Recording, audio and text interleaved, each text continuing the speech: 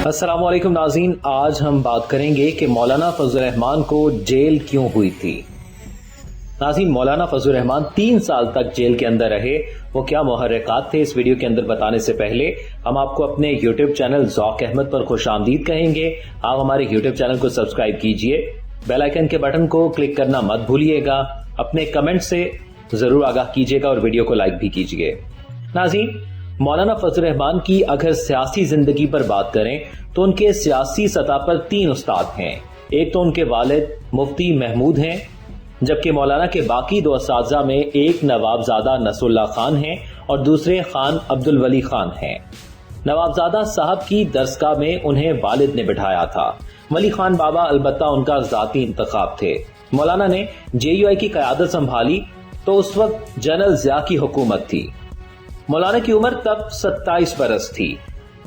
दस्तारबंदी के बाद वो सबसे पहले खान अब्दुल वली खान का आशीर्वाद लेने चारसदा गए थे।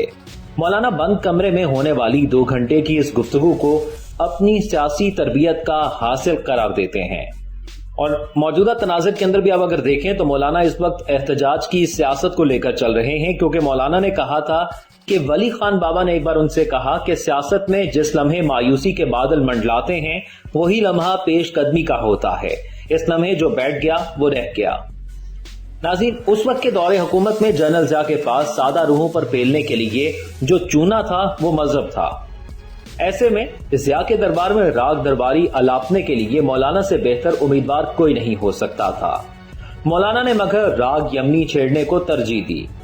ज़िया की हमनवाई ना करने की पादाश में मौलाना को 3.5 बरस जेल हुई। रिहाई हुई तो मौलाना ने नवाबजादा और बेरजी भुट्टो के साथ मिलकर वहीं से सियासी सफर का आगाज किया जहां वो छोड़कर गए थे। जमाते इस्लामी और JUI की रकाबत में शिद्दत इसी ज़िया दौर का किस्सा है, क्योंकि जमाते इस्लामी जनरल ज़िया की काबीना में जूतों समेत दाखिल हो चुकी थी। और इसीलिए हम आज भी देखते हैं कि 2 मजहबी जमातें पाकिस्तान के अंदर जो इस वक्त सबसे बड़ा वोट बैंक रखती हैं, उसमें एक मौलाना की जमात JUI फे है और दूसरी जमात इस्लामी है। लेकिन दोनों मजहबी जमातें होने के बावजूद दोनों में फासला बहुत ज्यादा है। अब ये भी देख सकते हैं कि मौलाना ने जो एहतजाज की सियासत का आगाज किया है और जो धरने का सिलसिला शुरू किया है, उसमें जमात इस्लामी उनके शाना बशाना कहीं नजर नहीं आती।